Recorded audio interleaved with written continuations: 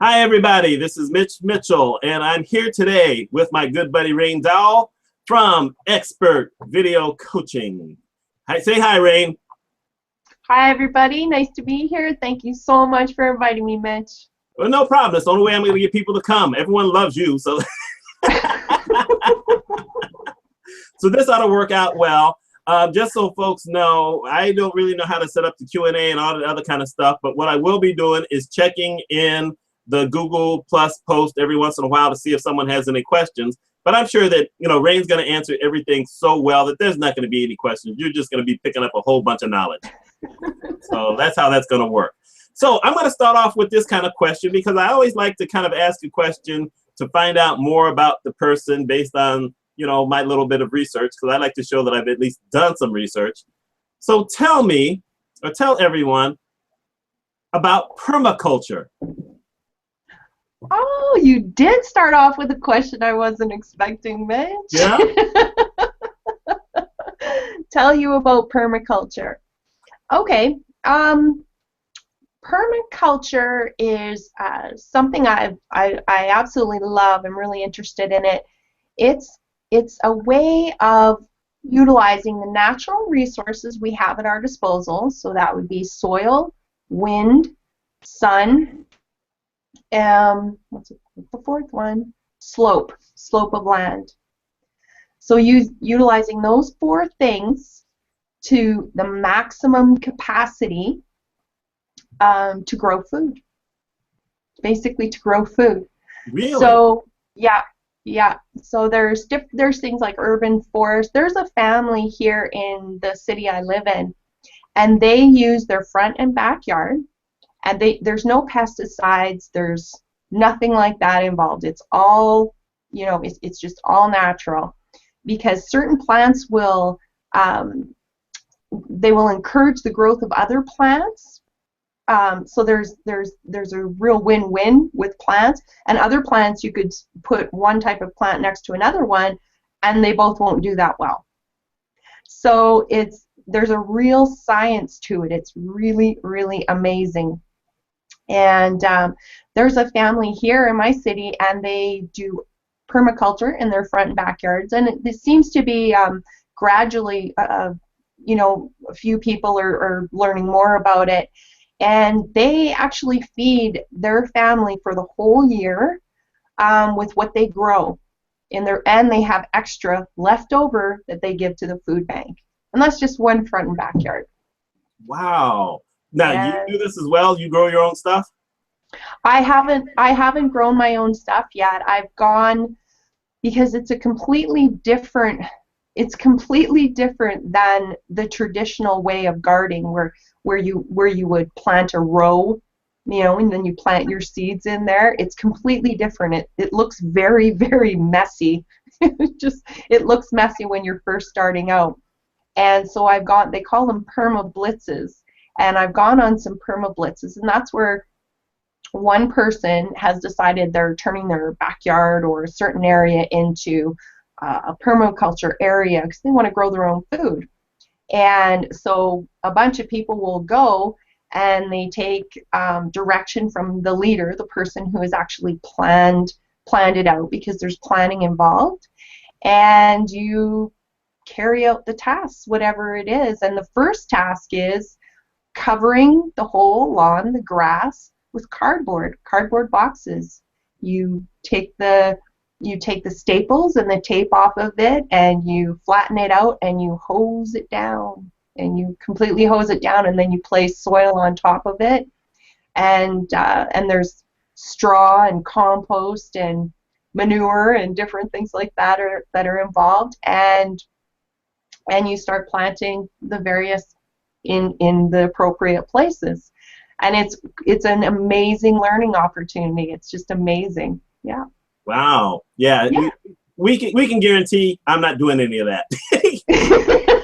One, we have way too many animals. Two, that would mean I'd have to be outside. And three, that would mean that I would have to think about eating food that I grew. And if I know where it came from, I'm not eating it. Isn't that a shame? I sound like such a city kid. I'm a military kid, but I'm not eating anything I grow. So how did Rayne get to becoming her own business and entrepreneur? What were the steps that you, and by the way, I didn't look at your bio and whatever, so I know some of that, but this isn't for me. This is for these folks. What was your progression so that you could get to where you're supposed to be now? And by the way, when I read your bio, I said, 20 years, how could she have that? She's only like 26 years old. Please, how did that happen? You're very kind. You're very kind, Mitch. I think I always was an entrepreneur, actually, Mitch, but I never knew it. I did not know I was an entrepreneur. Any company I would go to work for, I would always look for a suggestion box because I was always looking towards improving things, or increasing whatever it was, whether it was communication, productivity, whatever it could be. So I think automatically I think you sort of either have that mindset, or I'm not sure if you don't have that mindset, if that's one of the things that you can you can learn. It's a muscle that just needs to be exercised. But I've always thought like that.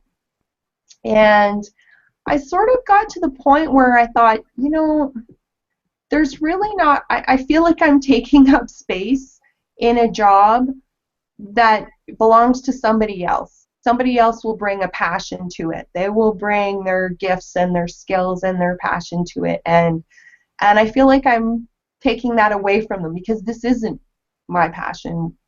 This is not my skill set. And throughout my job history, technology has always played a big role. Whether I've been teaching technology to people or using it in different ways, it's always played a big role. And I've always loved video, so it almost seems like this was a natural progression. And I love people, and I love learning, and I love dealing with people who love to learn as well. And so this just seemed like an amazing fit because it's a form of self-development. Video is actually a form of self-development as well, if you look at it that way.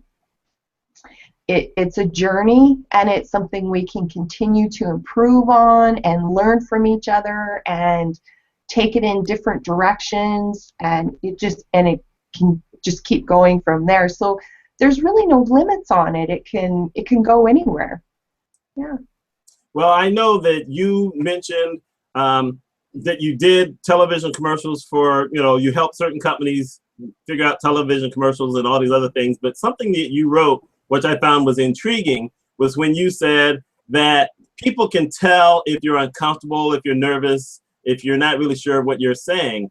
And I thought that was interesting, and it's true, but it's also a little different because I like to tell people, you might, as a matter of fact, you guys said this in your camera, you know what, I know I'm going to mess that whole thing up. The video camera. Life camera. We were going to get to that too, and I knew I was going to mess that up. And Melanie's going to kill me for that one. But we mentioned that a couple weeks ago in something where he said, you might as well get used to doing video because people are scared of seeing themselves. But truthfully, that's who you are. I mean, you speak that way. That's what your voice sounds like. That's what you look like. That's what people see every day. So you might as well go ahead and do the video. And yet, we both know that there are some of those people who are going to see the camera. Hi, I'm John Smith, and I run my company over here, and I do things, and I hope you come and see me. You have to break through that. So did you actually do the commercials yourself? Did you put the owners in these commercials, or the people who ran the business? What was your philosophy when you were actually doing that type of thing, working with people like that? Well, basically, that was putting together slides. They would provide the photos, and you basically put together the audio and then turn it into a video. So that was sort of where I started. That was like a gradual progression into video for me, where I was seeing what businesses were doing. And when I actually was doing a video for a business, then I started seeing how truly daunting it was to a business owner to be filmed on video with having absolutely no experience with it whatsoever. And that's where I thought there needs to be a solution to this, because I know the way video is going, I know the way technology is going, I know the way local search is going. So I thought there needs to be a solution where people can proactively get the information they need, get the practice they need, get the understanding, the tools, training, if they need coaching, so that they can utilize this tool for themselves. It's an amazing tool. And some people pick up on it really, really quick. And other people, it takes a little while. It takes a little while. So it's a matter of finding out how they communicate. What does this medium mean to them? Why is it they don't, what are their barriers to be able to do it? And for a lot of people, they don't want to do it publicly.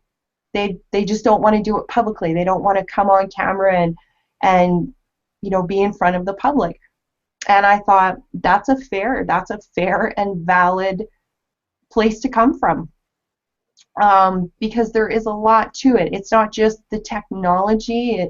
There's your lighting, there's your camera, there's your background, there's your clothing, what you're wearing, how that's coming. There's your presentation skills. There's your voice, how you're communicating. There are many aspects to it that it's not easy. I won't say it is easy, but it is easier than you think once you get rolling with it. And actually, Mitch, that's the number one thing. I'll be putting a tutorial on my channel this weekend on how to start practicing privately. How to start practicing privately and go about it, because it's an evolution. It's part of personal development, and it's an evolution. And most of us don't want to just jump straight out there to the public. We want to go at this in small steps and feel comfortable and see ourselves improving and get a sense of security that this is going where we want it to go. And it's integral. It's a lot of fun. It's actually a lot of fun once you can get over it. It's like a hurdle. It seems like a hill or a mountain or whatever you might call it. It might seem like you're climbing till you get to the top, but once you get to the top, then it's like the roller coaster going down. It's just a lot of fun. Okay, yeah, so you had to throw in roller coasters. I don't like those either. No, sir. I've been on a roller coaster twice in my life, at 10 and at 30. And at 30, I finally remembered why I didn't like them. So, but you made an interesting point in that, video is the way to go, but you don't necessarily have to always be in it. And I'll tell you the truth. There are some videos that you see where they're just pictures and images, and they work, but there's some that are just so boring, and it just doesn't work. So what do you think really, I can't really define why I like some and why I don't. What do you think about that? With video where there's not a person in the video? Yeah. I think it really depends on the context. The context, the message, how it's being delivered, the topic. Sometimes it can be very powerfully done that way. For a business, or say a small business or a medium-sized business, to me, it's necessary to put a face to it. I think it's necessary to put a face to it and allow people to get to know who you are, because who you are is how you're going to run your business. And that has a great deal to do with people making a decision on, is this somebody I can work with? And it's not saying you can have two different people who offer the same service, and for some reason you just like this person better than this person. you know, and it's there's no nobody's right or wrong, nobody's good or bad, it's nothing like that. We're all humans and we are attracted to certain people, individuals, we're attracted to certain things.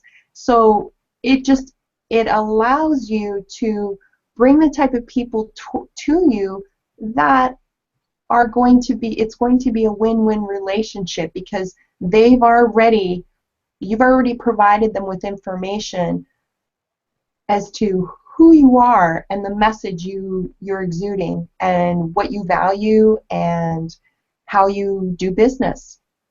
So I think that's really integral. I think it's an amazing tool if that's how you want to use this tool. And there's so many different ways to use it for training, and I mean, as a business coach, Mitch, you've got to, I mean, it's a phenomenal tool to provide, 30-second or 1 minute or 2-minute videos on, on a tip, on a business coaching tip that somebody will say, oh, that's a good tip, and it was timely. I needed to hear that right at this time. I needed to hear that.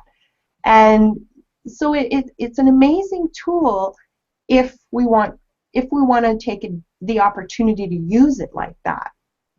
So yeah, that's pretty much how I see it. Yeah. Mm-hmm. How have you found it? Because you've used it quite a bit. I use it quite a bit, but no one's watching. You know what? I'll tell you the truth. I didn't even remember that I had created a channel to begin with. I actually turned out that I created the channel in 2007. I have no idea why, because I didn't even have a camera. And I got the camera in 2009, and I said, well, maybe I'll do a video and see what happens. And it turned out I had a channel. And the first video was just horrible. I mean, I stared at the camera. I wanted to make sure I didn't stumble over my words at all, and it was very monotone, pretty much like that little example I gave earlier. And I wasn't sure what I was going to do with it. And pretty much like everything else I do, I said, well, I've started this thing. I have things to say. Obviously, I've been writing these blog posts for all these years. Let me just go at it. And I just go at it. But I don't understand editing, so I don't know how to edit. So pretty much this is it. When people see me, you just see me out there. And there's a lot of people who edit a lot, and they do these jump cuts, and you see these jump cuts. And sometimes that looks really, really professional, and other times it's very disruptive.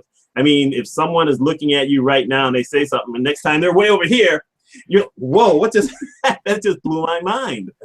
And I understand they're editing because they feel that they messed something up, but I'm thinking just go ahead and show the error and just go on with it. There's quite a few of my videos where I start off laughing when I've done it like this. When I was out of town, I was doing it as a Google Hangout because it was a quicker way to record than to record and then try to upload. And it would start going, and the next thing you know, 5 seconds later, I would hear that bing, and that would throw me off the first couple of times, and I would just start laughing. But you go at it. Well, and that's the thing, and there's so many different types of videos, for vlogging, and I mean, there's many different ways to do it, and there are many different opinions on how to do video. Some, like you say, if someone's jumping around and doing that kind of a thing, that doesn't appeal to you. But there's also the camp that says, you have to keep people's interest. Their phones are dinging. We're not, when we're dealing with video, we're not just dealing with, a hangout on air, and what you're competing with are blockbuster movies, television commercials that they spend thousands and thousands of dollars on. This is your competition. Basically this is your competition. And so when you're going at it from that angle, it makes it all the more important to listen to what people are asking for. Listen to understand what are their questions. Whatever your area of expertise is, wherever you shine, wherever your passion is, That's where you want to hone in on and answer those questions and use this medium to reach those people, because, and do it in, try to use different means of doing it. Experiment with different means of doing it. You know, time is a commodity. You know, it really is. It's a commodity. People only have so much time. Maybe they don't have time to watch a 1-hour HOA, you know, so you really want to be mindful of who's going to be watching this, their time, the information they're looking for. And I think that's really, really integral, is the listening portion of it, as listening to what people are looking for, your audience. Because if, say, you're a glass blower, well, that's fascinating to some people. It's an art form. If I think it's an absolutely beautiful piece of art, and I'm looking to purchase something like a piece of art, like a piece of glass blown art, I would absolutely love to learn more about that. I would love to learn how you made that. What inspired you to make that particular piece? How you go about making it. If you take an art piece on commission, how do you go about, how do you go about incorporating what the person who's asking for into what you're building for them and creating for them? And it makes it a more personal, connection. And that's where I feel that video is, it really is, it is a form of social media. But what I like about Hangouts is there's no closed door. Facebook is closed. It's a walled garden. LinkedIn is a walled garden. These are walled gardens. And what I love about video and Hangouts is there is no wall. There's no wall. It's completely open. And I love that aspect of it, because you can learn so much from other people. You can learn so much about what their passion is and what they like, what they love, and what they want to share. And everybody is so unique that it's absolutely amazing, and you can just learn so much from everybody. And having said that, even though my business name is Expert Video Coaching and Training, I do want to note, to me, an expert is somebody who has a passion and absolutely loves what they do, and they are continually building on it and trying to learn more about it. To me, that's what an expert is.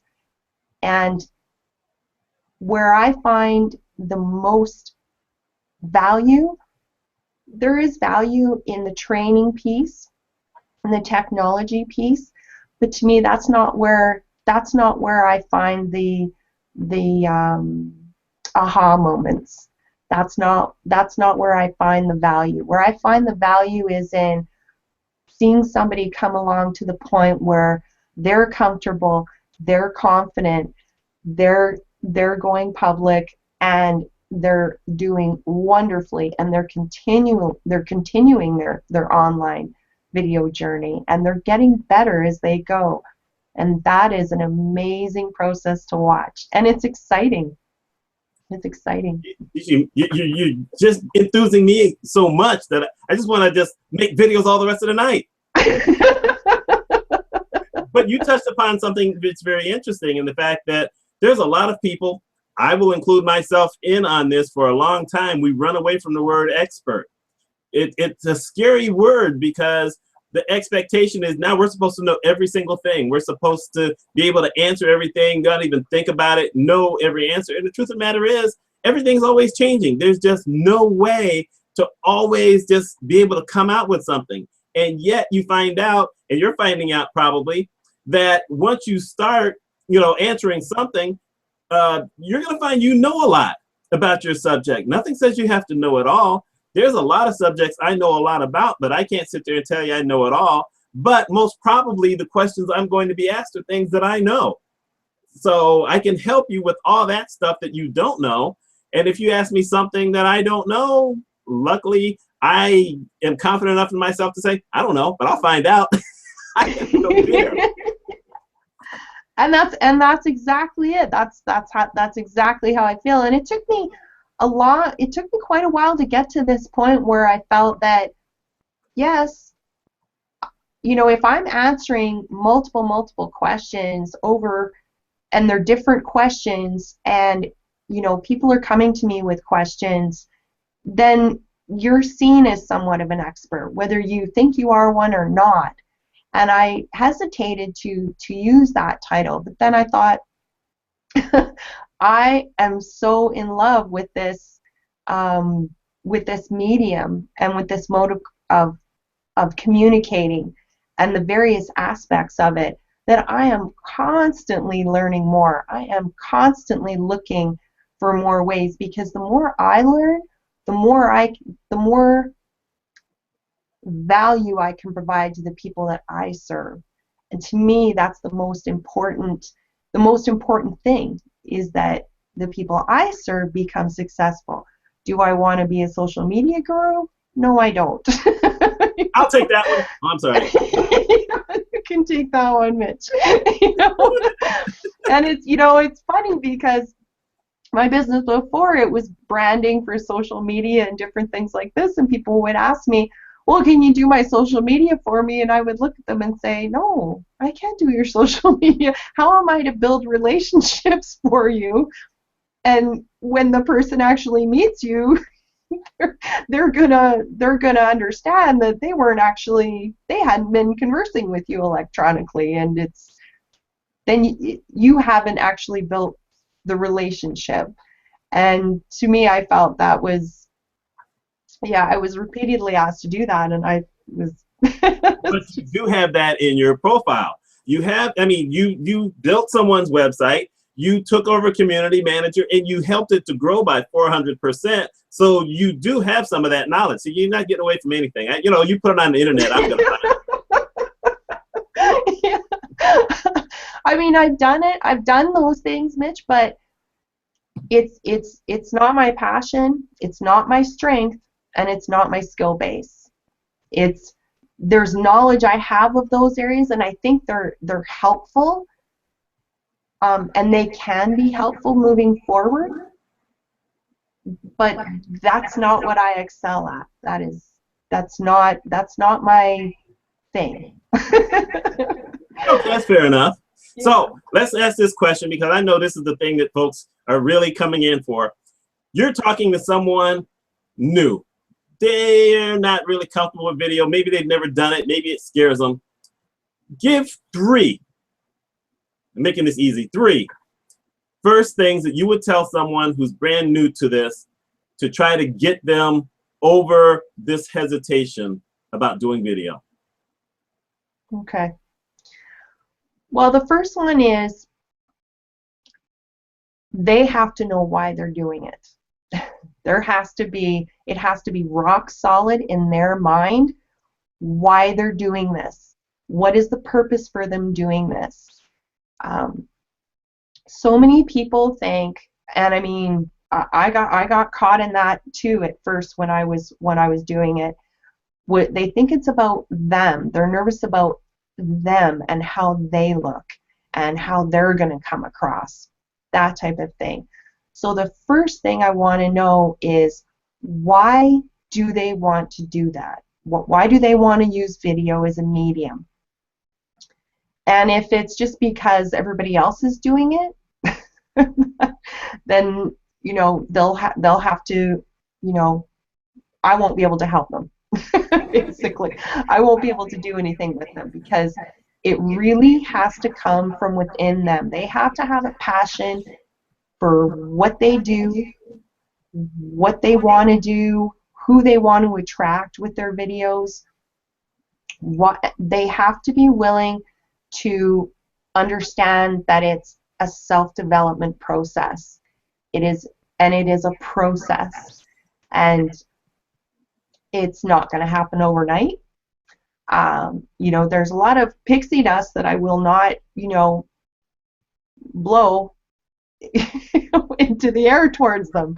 Wait, do people blow pixie dust? I thought you Yeah, just I sprinkled don't sprinkle it. I made 'em don't know. fly.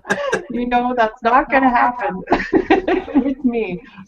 Um, because it's work, and there's no doubt about it. It can be a lot of fun, and once you get to a certain point, it will be a lot of fun.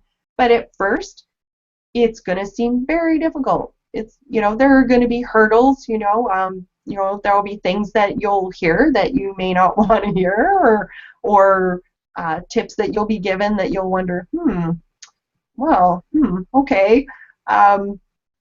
But these things are all, you know, they're necessary. And the very first one is find out what your purpose is. Because if the purpose isn't to serve others and to help them, then you've not started off in the right place, in my opinion.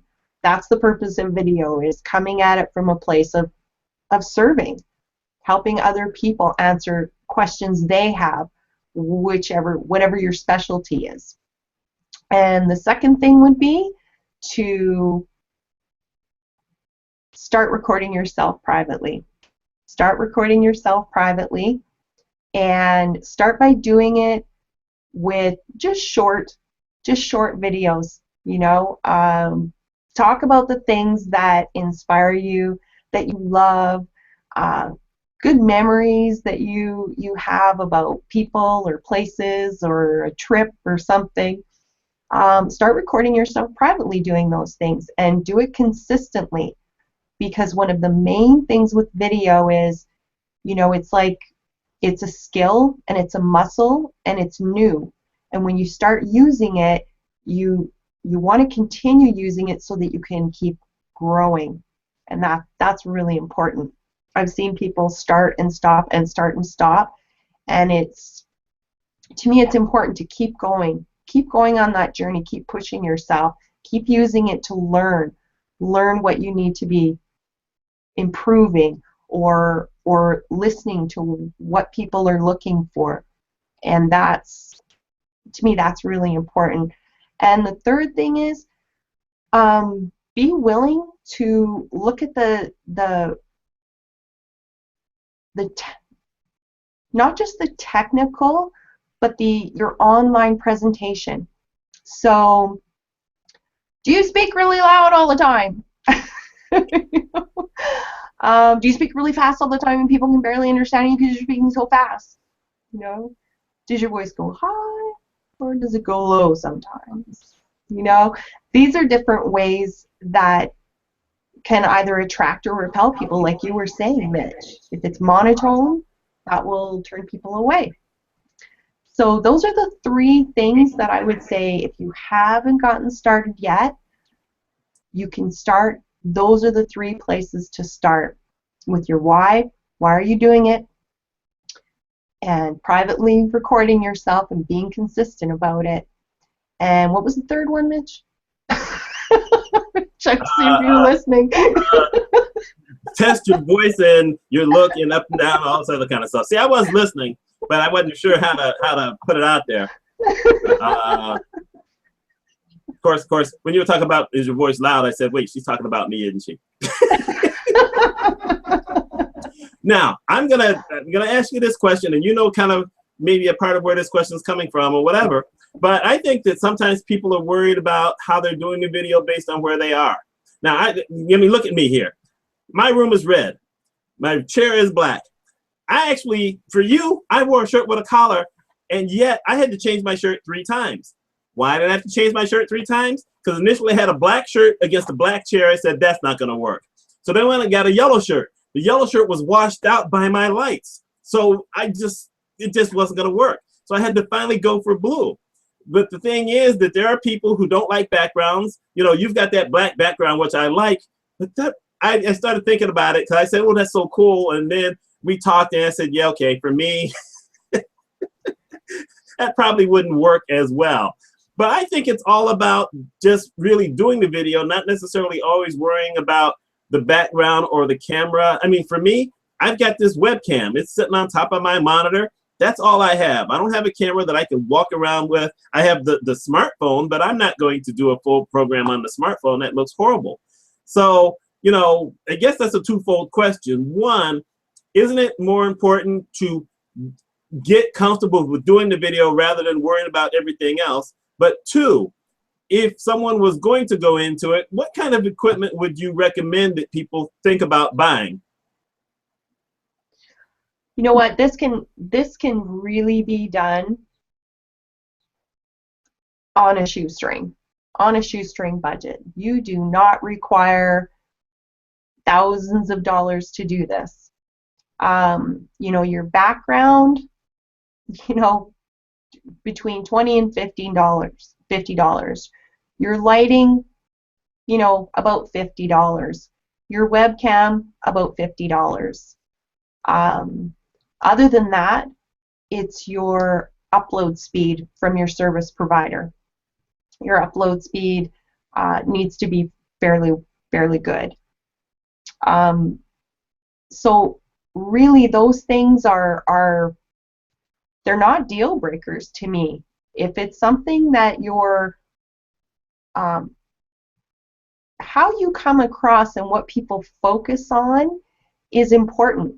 To me, it's quite important. And I notice with myself when I'm watching somebody and listening to what they're saying, if they have a lot going on in their background, I'm looking at, you know, I'm looking at all the different things in their background. I'm not listening to what they're saying. I've gotten distracted. And it's, you know, half the time it's not because what they're saying doesn't have value. It does have value, but I'm distracted by what I see in the background, and my eyes are going to those things. So while I don't think it's imperative per se, Mitch, I do think it's part of your online presence, how you're presenting. You know, think your lighting, your background, your, you know, the color you're wearing. These are all parts of the pie that make the whole. And that's what makes the journey so interesting, is depending on the person, they will add those different pieces of pie in at different times as they become comfortable with it. Some people will want to start off at that point. Some people will, you know, experiment and do different things. I tried a white backdrop and it did not work. So it did not work. So the black works well for you. And you're wearing the red today, and my favorite colors are black and red. Look at my curtain, black and red. So that works out well. But you're right. And as for me, you know what? Snoopy's my guy. So you're gonna have to deal with Snoopy. I got a Snoopy up here, and that's my book, which you can't really see in this light. And you know, sometimes people can see the book. So you're stuck with my stuff. Everything else, you know what? This is my office. I don't have a, you know, someone said to me, one of my friends said, why don't you have a background behind you? I said, where? There's no room. This is my office. There's nowhere to go. This is it. You're gonna get stuck with it. We actually got a question. And I just want to see what this is. Here it is, from Christina Irvin. And Christina Irvin was one of your guests on the Camera Lights Action a couple of weeks ago. Yes, see, I do watch sometimes. And her question was, do you initially focus on the technical mechanics when coaching, assuming you're clear on the reason they want to get started? Do I focus on the technical mechanics? So by that question, is she meaning the technical mechanics computer-wise, or the mechanics regarding the person and how they're coming across? You know what? Neither one of us is Kreskin, so you get to answer that however you want to, and you can't be wrong. Okay.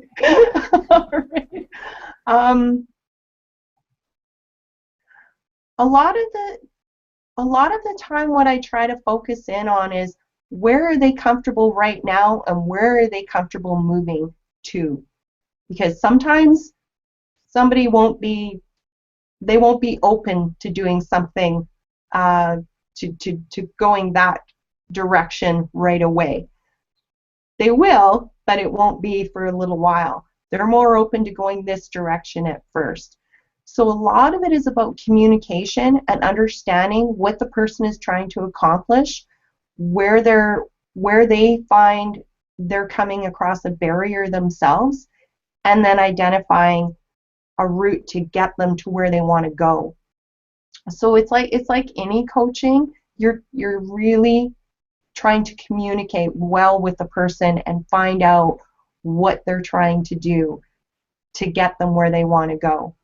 So that, without knowing Christine, I'm sorry if you're talking about more the technology part of it, or if you're talking more about the personal, how the person's coming across online. That's the best I can answer your question. That works for me. Okay. I think that's a great answer. So we'll go with that. And we have one other question here, which is from Lee Rickler. His question is, how much off-air practice do you suggest someone do before they do video? And I'm going to assume that your answer is probably going to be along mine, which is, how comfortable are you speaking in front of people to begin with?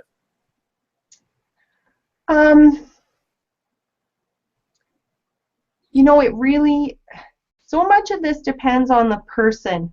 Coming up with blanket answers is, like I say, everybody is unique.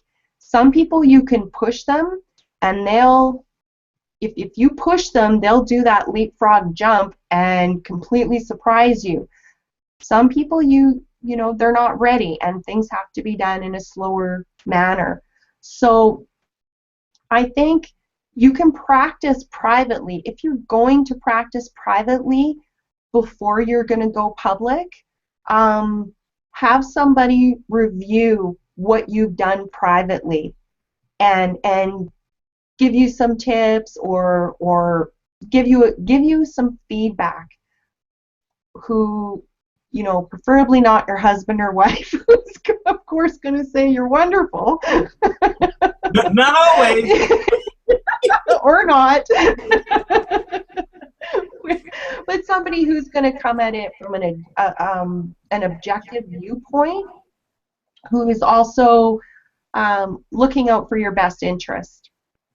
So you need that objectivity, but you need someone that's going to come at it from, to look at your strengths, where you are doing well, and then build on it from there. So it really depends on the person and where they stand with their online presence, and how they've been doing, how comfortable are they, what is their setup, that type of thing. What are their plans? What are they going to be speaking to? Yeah, and what I found when I started doing this is how hard it was to actually sit down and do a video. Because I've been speaking in front of audiences for years. I mean, I can go and speak in front of 200 people, which I have, and I've spoken in front of 10, 5, whatever. And it's so much easier being in front of people, because you can walk around, you can gesticulate, you can look at different people. You've got a camera sitting in a chair, and you're looking at it. And I did practice, because I would be doing this. When I rehearse for a speaking engagement, I go into the living room. We have 4 mirrors. So I can walk around and look at each mirror as if I'm looking at an audience. Now you start doing a video and you're doing this and you start talking this way, then you realize, no, that's kind of stupid. There's no one here but you. And I think that's part of the process of rehearsing. It's what you're kind of used to doing. If you're used to looking all over the place or making all kind of movements, you might have to kind of change that up and learn how to not be so active when you're doing a video. There are some people that works out well for it, and I think it also depends on how close you are or how far you are from the camera. I mean, I'm pretty close to the camera because this is, like I said, it's on top of my monitor. I have very little room behind me, so I can't give you a lot of perspective. So sometimes I'm moving my hands, you can't see a thing. Other times you'll just see this little bit and you're like, what the devil is he doing? So, Yeah. you have to work with what you have. But you know what? Those things are going to stand you in good stead, Mitch, because mobile is growing.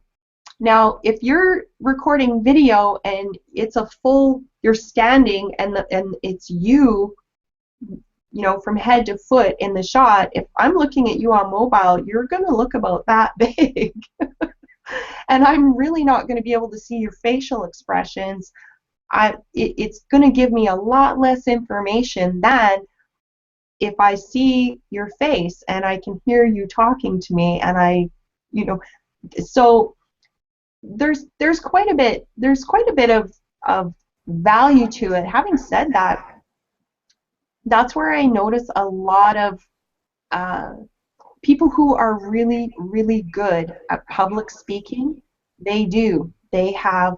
I was coaching somebody with a video. It was just, it was a video, a short 2-minute video for a book they had written, and they didn't have any technology set up or anything, so I had them come over and started recording them. They thought we were going to be done in 15 minutes, and it was about 6 hours later, and they turned and looked at me and said, "This is hard." And that's why I thought, so many people think, certain things are easy. Yes, they're easy if you're just going to do them. If you want to do something well, then there's going to have to be thought put behind it. There's going to have to be planning. There's going to have to be practicing. There's different things that come into the mix then. So, and I've seen, there was another show I produced for someone. They are a public speaker. They speak for 20,000 people at a time. And it was a privately produced show I did around Christmas. And they were brand new to video. They were brand new to video, and it was, I've seen a lot better HOAs. Wow. This is somebody who is a very, very good public speaker, and that's why I say having public speaking skills doesn't guarantee you're going to be amazing. And being an introvert and not wanting to get behind the camera doesn't mean you're not going to be amazing either. It's an even level playing ground. Everybody's starting off at square one here. Yep. And I just want to mention this for folks who may be wondering, who don't see a lot of these things, or maybe they do. One of the things with the Google Hangout is that they put all the pictures down below in the bottom right-hand corner. And so sometimes I'm looking straight ahead at the camera, but sometimes I'm looking down at Rayne because she's down here. When I'm talking, she's down here. So I'm looking at her, and that happens, with some of these types of things. I think that happens with Skype as well sometimes. So I just wanted to let anyone who's not used to seeing this know that I'm not looking away. I'm not looking something really goofy. That's where you are right now until you're talking. So we had a couple of other quick questions, and I'm going to ask these couple of quick questions here. Give them your best quick ones. One is, if you could describe kind of the process when you're dealing, when you're working with someone, and I think you've kind of mentioned that for the first time. And the other one was, do you sometimes do a free consultation with people, maybe 15, 30 minutes? Do you do it on the phone, or if they're in town, do you maybe meet them for lunch? Do you go to their business? Answer those quick, because I got other stuff. Okay. Well, if they're interested in training and coaching and using video for themselves and their business, what I'd like to do is have them fill out a contact form on my website, and then what I like to do is arrange a time for us to talk, either via video, preferably video. If not, phone is fine as well. And there are questions I like to go through and ask them, because I want to feel comfortable that it's a good fit, because I love win-wins. I love win-wins. I love it when people, I love seeing them grow and use this tool to really help them shine and help them just grow their business and grow. And it's, as I say, it's a form of personal development as well. So I love to see that. So that's the first step that I do, and that's about 15-20 minutes, and then based on that information, depending on what their needs are, because I have 3 different packages. The 3 different packages I have, they're all inclusive for training and coaching on, you know, if you want to use video for vlogging, or Hangout, you're going to be producing Hangout on Air shows regularly, or you're going to be using videos for private training, you know, that includes everything. So depending on what you specifically want to do with video, then and based on how the questions are answered, and if I think we're a good fit, then I can provide you with some pricing, and we can look at moving forward from there. So that's how I deal with that, Mitch. Okay, see, now I like that. So now let's get to this. Camera, lights, action. Program you do with Melanie Hall, Sheila Strover, and every once in a while, our buddy Sheila Hensley, who should have met me when I was down in Memphis, because you just blew that good time that we were going to have. Who came up with that idea, and how did you guys actually get that going so that you could do this? Because I feel bad for poor Sheila in England. My goodness. I mean, she's 5 hours ahead. You guys are doing this thing. Sometimes she's probably ready to go to bed and wants to watch her favorite TV show, and you got her doing these videos. I mean, my goodness. How did you guys get together? What started this? You know, it's serendipity, I think, because I knew I was searching for a video. I was searching for the solution that I could provide, because I came on Google Plus and I came to Hangouts looking to provide a solution to people. And I wasn't sure if it was going to be 2-part or 1-part, strictly, you know, I really didn't know. So I have spent a lot of time gathering information,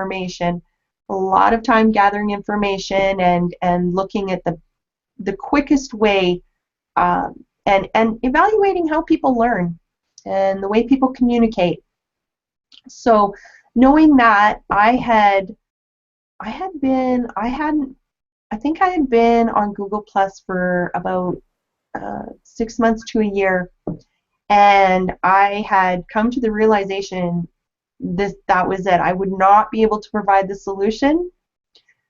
I would not be able to provide the answers, what people needed, unless I started doing this myself. And I came across, I have no idea how I came across it. I came across Lights, Camera, HOA. And Melanie had started Lights, Camera, HOA because she recognized months before that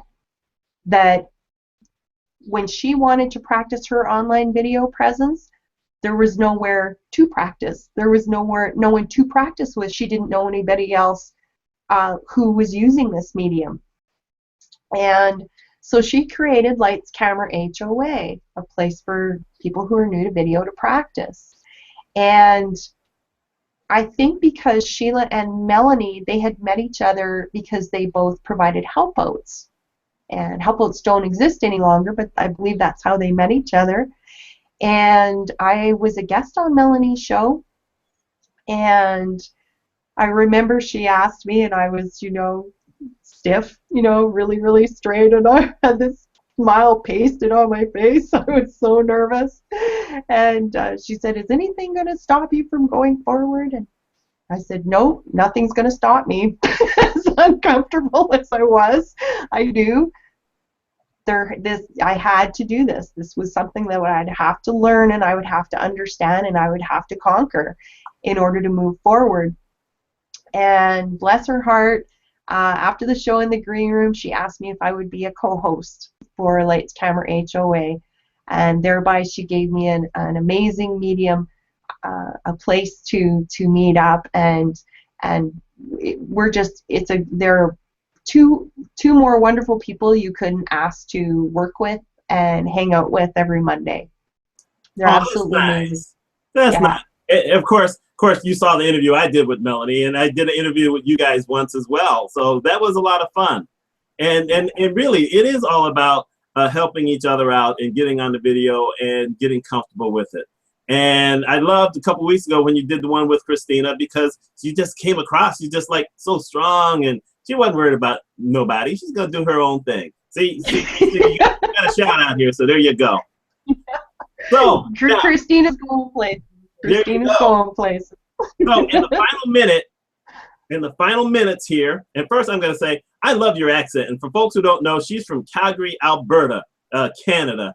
And I have no idea where that is, but it's just a different accent. I just love that accent. So there you go. I just may have to find out where it is and take a trip someday.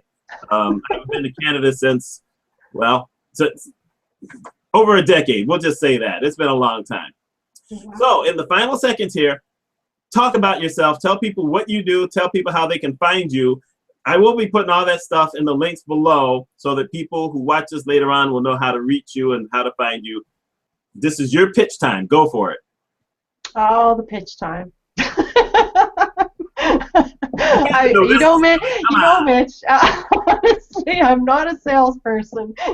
If people are looking for more information or what to find me, I've got a website, expertvideocoaching.com. Here on Google+. I'm starting to load up my YouTube channel with tutorials, so keep an eye on those. And please let me know if there's something in particular you're looking for, any kind of tutorial that you're looking for more information on that I can provide. I'd be more than happy to do that. And yeah, that's where you can find me. Wow, that's the date. You got to work on that one. You got to bring you up in here. You can't have you be so shy. I've had people come on here and talk 10 minutes about themselves. Okay, that's a bit much, but still. Anyway, I want to thank you so much for doing this with me. It's just been a pleasure for this whole time, and I'm serious about that 26-year-old thing. You know, I mean, look at, please. Thank you very much for coming, folks. This has been Rayne Dowell of Expert Video Coaching. I'm Mitch Mitchell. You know that already. I hope you have a wonderful day. See y'all later. Thank you.